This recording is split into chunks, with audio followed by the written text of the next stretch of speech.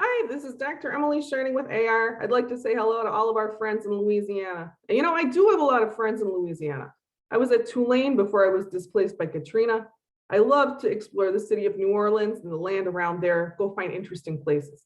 The bio around there, I just love it. I love the smell of it there. I've already got a city level forecast up on the channel for New Orleans. So if you want a really detailed view just of that city and her struggle ahead, you can check that out. And all this emotional involvement I got with the forecast, I apologize for how that may affect my objectivity, but this is going to be a hard forecast. Anyone watching knows that. And it might not help that I'm hurting with you, but I am. We're going to look at the worst part first. We're going to look at the projected coastal changes with 2 to 3 feet of sea level rise. That's high, right? It's higher than other parts of the US. The Gulf Coast, particularly along Louisiana and Texas, is projected to experience the highest rise by mid-century.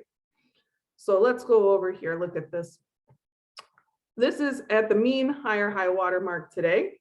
And we're gonna look up to 3 feet from this large view. And we can see, even from far out, that it's looking bad. It's looking pretty bad here. We have a lot of inland movement of the water, and a lot of the energy industry is going to be directly impacted by the sea level rise, and a lot of fishing is going to be directly impacted by the sea level rise. Let's take a few minutes. We're going to look in at some of these places here. In here by Houma, by Morgan City, here by Thibodaux.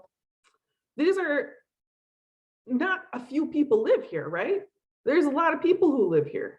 This is a significant sized community, and it's a significant sized gathering place for people too. People come into here.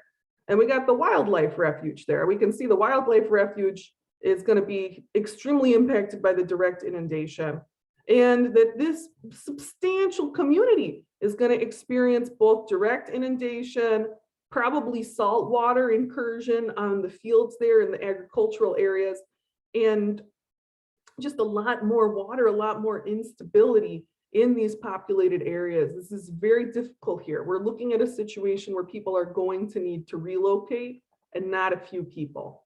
It's very upsetting. We're going to look over here. I was initially very frightened by the level of incursion I saw around Lake Charles, which is so far inland.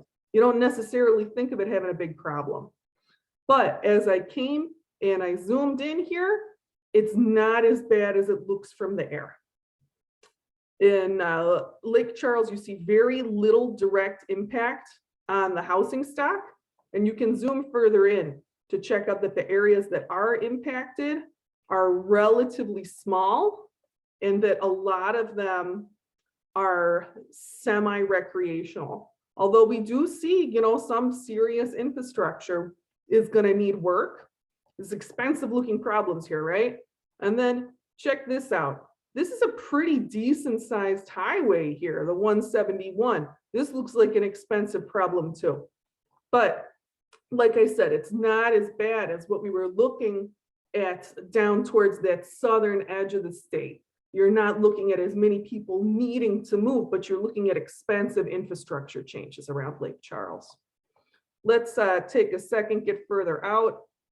The tool works better if you put it back down to baseline before you go poke around.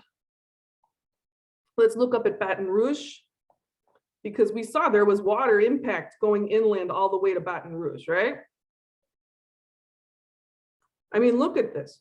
This is a huge area that right now had been, marshy, watery area where now you're looking at open water.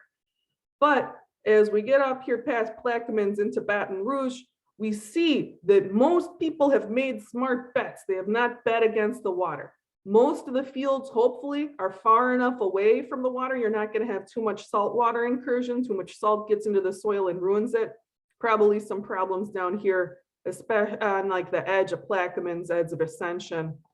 But Baton Rouge itself is looking okay. When we talk about the infrastructure, this port may be the least impacted port in Louisiana. It's a good position to be in. We're going to go back down to a quick look at New Orleans. It is upsetting. You can see New Orleans is an island. It is under this 3 foot of rise scenario, which is high. That's like the most we would expect by mid-century. It's high. We can see that it's defined by the seawalls at this point. It loses everything beyond the seawalls. And this is a problem right here that I explore more thoroughly in that city level video. You can see that the ocean gets into the Mississippi upstream of New Orleans once you hit 3 feet. And at that point, your water problems in the city become very complex. And even aside from that, the saltwater incursion into the city, into the ground, into the water systems, into your agricultural areas upstream, it's all very serious. I can't offer a lot of optimism here, but we're going to stop looking at this. Whew. We need to remember too, as we're not looking at it, so we give our brains a little chance to stop freaking out there. Maybe I'll just speak for myself. We need to remember that this map is just showing us the direct impacts. When we look at that sea level rise map, it's showing us the direct inundation. It's not showing us storm surge impacts. We can see that all these communities, all these bayou and bayou adjacent communities, they've lost their buffer against the storm surge. It looks really bad in terms of resisting hurricanes on the coast. And those hurricanes, they are projected to continue to increase in intensity and to see more of that rapid intensification, where you think you're preparing for a Cat 2, you're sheltering in place, you got all the, everything up in your yard. Then overnight you wake up, it's a Cat 4, you gotta leave. So we got big problems here. There's a small bright spot. As it gets warmer, you're gonna see more mangrove type forest development in your coastal areas of Louisiana. Those are gonna help protect the new coast. They're very hurricane resistant, water absorbing ecosystems. So we should expect some help from nature as we transition towards mid-century in terms of the coastal resilience. We're going to move away from the coast. We're going to look inland where I can tell you a little bit of a happier story. But first, I got to take a minute. These communities whose land is being consumed by the sea, they're hardworking communities. These are people who work in resource extraction. They work in fishing. They work in energy. They don't have a ton of money to move. They have a good year. They do what you would do. They put that money into their home, into their boat, into their business. When you think about climate refugees, you don't need to look overseas. Look here. These people, they're our neighbors and our countrymen. And even as we mourn the loss of these places, we need to think about how to welcome the resilience, the resourcefulness, and the joie de vivre of these communities into new places, because God knows these people have the right attitude to help us get through. Any community would be richer with an infusion of this powerful American culture. Okay, enough soapboxing. Let's look over at the summer heat projections. That's not going to scare us so much. Give me just a second. I'll move us over there. All right. So this is contemporary data about Louisiana. This is the USDA heat map. It shows you how many days a year you have over 86. Shockingly, to no one, Louisiana is hot. Right now, you get about 150 days over 86 a year. Let's look at 2050, the lower emission scenario, the more probable scenario, the scenario we should be fighting for, see what's going to happen. Oh no, Louisiana got hotter. We're shocked. And I feel like the fact that we're moving from max 150 days to max 180 days a year is just not going to be a huge deal to most of you watching. It's like, oh, yeah, it's other people might be bothered by this. To me, this is a pretty manageable heat increase for the region. There's going to be an increased need for cooling. There's going to be an increased need for power, but it's not like an order of magnitude different from what you're expecting. And you can see that it's similar across the state, right? So that's not too bad. Let's take a second. Let's look at what's going to happen at the plant hardiness zones. We'll see how much it'll cool down when it gets cool, because it will eventually cool down, right? It always does every year. Just a sec, let me move over to plant hardiness zones. Okay, so we can see that right now, Louisiana is kind of straddling zone 8, zone 9 plant hardiness zones. It can get cold there in the winter. It can get cold throughout the state, even in the southern part of the state. But let's see what's going to happen. Just a second. You can see that under the moderate emission scenario, there's really not an enormous change, right? Let's click and unclick that. We're still straddling the same hardiness zones. We're still looking at the 8-9 border, and the entire northern half of the state is seeing really quite good conservation. So I told you we were looking at the worst part first, right? This next part, the summer heat, the winter lows, manageable. It's going to still feel like Louisiana, a little bit hotter, a little bit sweatier. We know how to deal with it. And you're not going to have a huge impact on your trees, your other long-term mature plants in the northern part of the state.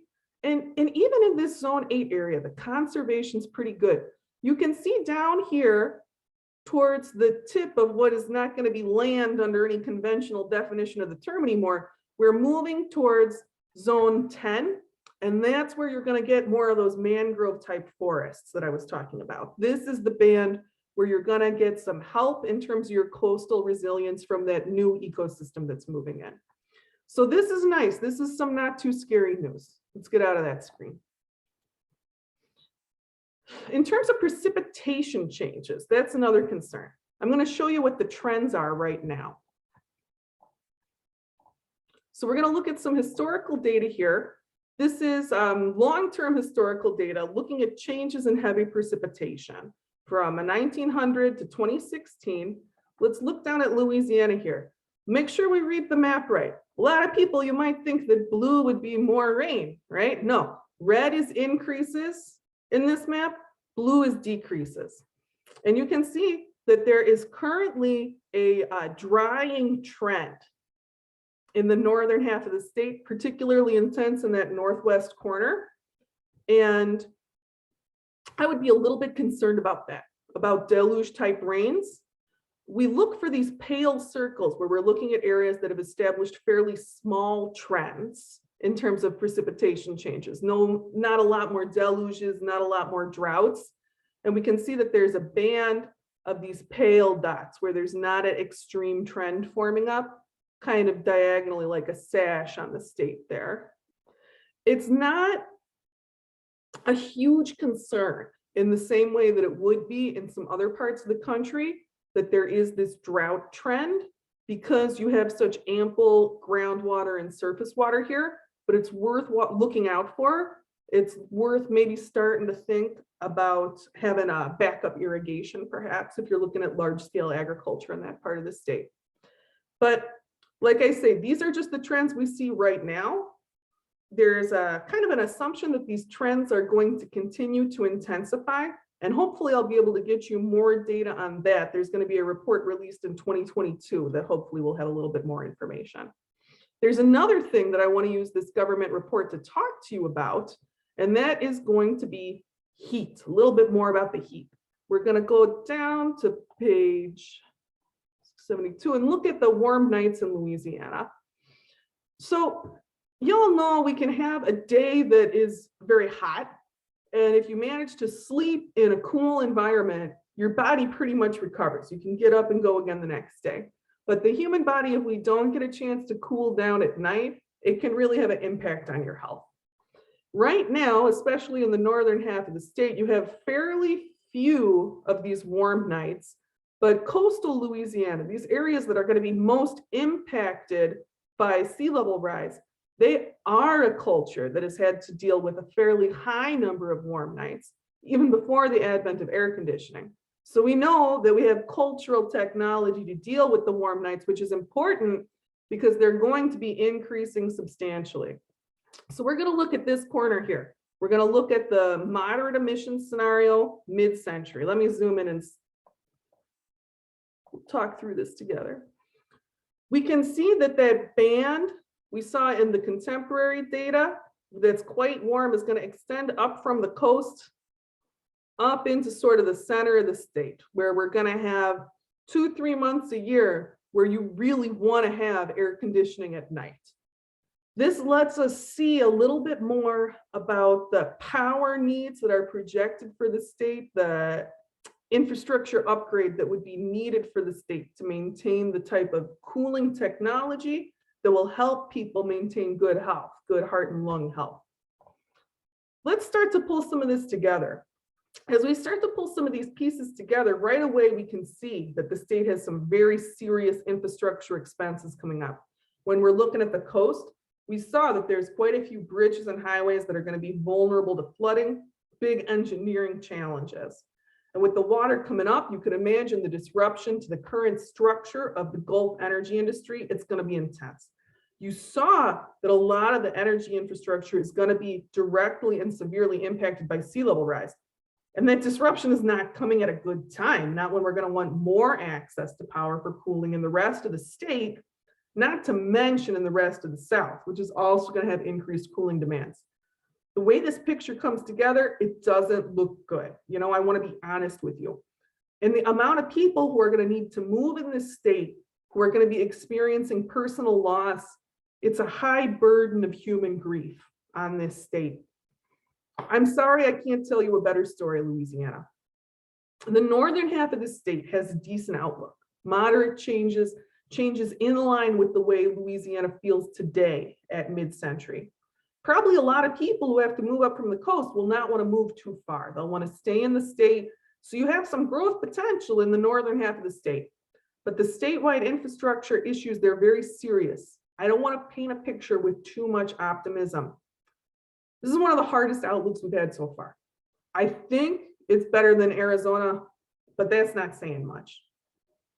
You got time, you know, you can see what's projected. It'll help you make some informed decisions.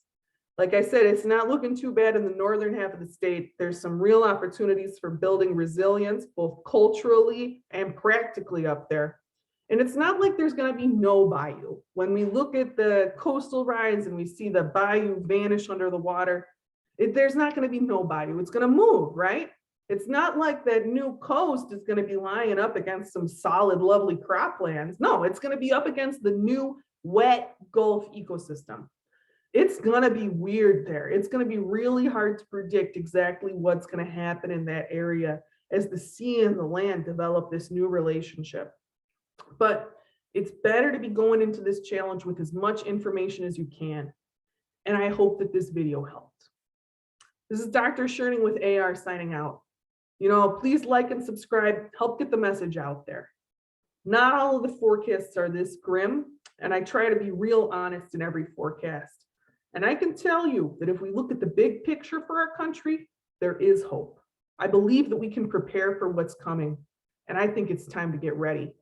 And I hope you all are going to help us too. Bye.